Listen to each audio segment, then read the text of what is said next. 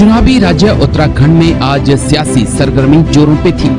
14 तारीख को मतदान से पहले राज्य में आज प्रचार का आखिरी दिन था। ऐसे में तमाम पार्टियों ने चुनावी रण से पहले चुनावी प्रचार के समर में अपना शक्ति प्रदर्शन किया। जहां बीजेपी ने अपने धुरंधरों को प्रचार के मैदान में उतार दिया, तो कांग्रेस भी पीछे नहीं रही। उत्तराखंड में बीजेपी के दिग्गजों का जमावड़ा रहा। प्रधानमंत्री मोदी, गृह मंत्री अमित शाह, योगी आदित्यनाथ, रक्षा मंत्री राजनाथ सिंह ने आज चुनावी प्रचार की कमान संभाली।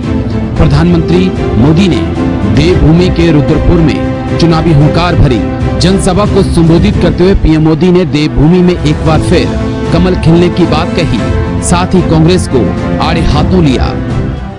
भारत एक है, ये देश एक है, हिंदुस्तान एक है, इसलिए उत्तराखंड के पहाड़ का बच्चा केरल के अंदर समुद्री तट पर बैठ करके मां भारती की रक्षा का काम करता है भाइयों,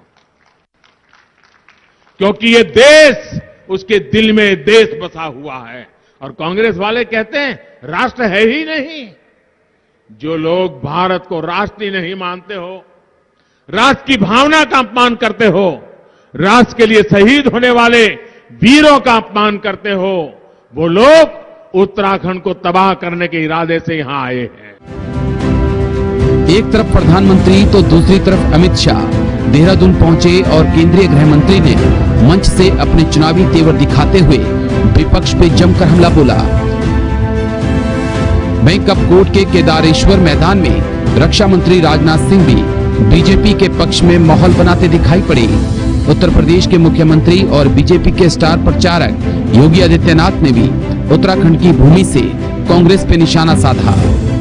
देश का कोई हिस्सा ऐसा नहीं होगा, देश का कोई गांव ऐसा नहीं होगा जहां से उत्तराखंड के 4 धाम की यात्रा पर कोई न कोई नहीं आया होगा। ऐसा पूरे देश का एक भी गांव नहीं। मित्रों, आज मैं जब यहां आया हूं तब मैं आप सभी को कहना चाहता हूं कि ये उत्तराखंड की जब रचना होती थी, इसके लिए आंदोलन होता था, उस वक्त एक कांग्रेस पार्टी का स्टैंड क्या हो। आज आपके सामने जब कांग्रेस के नेता वोट मांगने आए तो देवभूमि के वासियों ये जरूर पूछना कि रामपुर तिराहा पर हमारे बच्चों पर गोली किसने चलाई थी। लेकिन जब उत्तराखंड में कांग्रेस की सरकार आई और केंद्र में भी कांग्रेस की सरकार आई, तो बहनों भाइयों, जो आपको विशेष दर्जा दिला हुआ था उत्तराखंड राज्य को, उसको समाप्त कर दिया।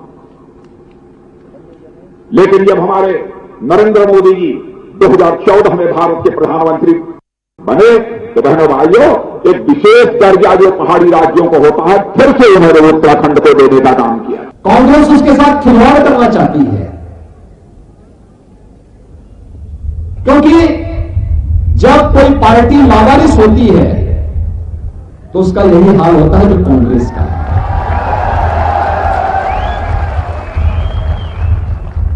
नेतृत्व विहीन,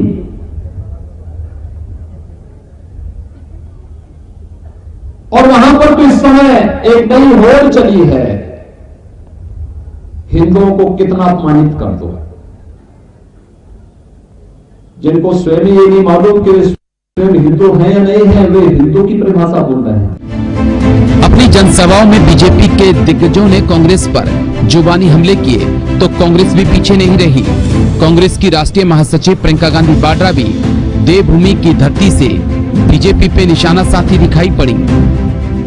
प्रियंका गांधी ने प्रधानमंत्री पे निशाना साधते हुए कहा, पूरे देश की नीतियां सिर्फ 2 उद्योगपतियों के लिए चल रही हैं, जो पीएम के दोस्त हैं। मंच से प्रियंका ने बेरोजगारी को लेकर भी बीजेपी को आड़े हाथों लिया। यहां से पलायन बहुत है। पलायन क्यों होता है? पलायन इसलिए होता है कि प्रदेश में रोजगार पैदा नहीं हो रहे हैं। और आपके प्रदेश के पास तो सब कुछ है, हिमालय है, प्रकृति है, पर्यटन के मौके हैं। जो कोई नौजवान एक छोटा सा पर्यटन के लिए भी अपना बिजनेस शुरू करना चाहे, उसको सुविधा मिलनी चाहिए, सहायता मिलनी चाहिए। सब कुछ है, हुनर है आपके प्रदेश में, लेकिन रोजगार नहीं है। उत्तराखंड में 14 तारीख को विधानसभा की कुल 70 सीटों पे मतदान होना है। इससे पहले बीजेपी और कांग्रेस समेत सभी पार्टियों ने जनता को लुभाने के लिए कई दावे और वादे किए। अब चुनावी दावों और वादों का कितना असर चुनावी गणित पे पड़ेगा, ये तो 10 मार्च के बाद ही साफ हो पाएगा।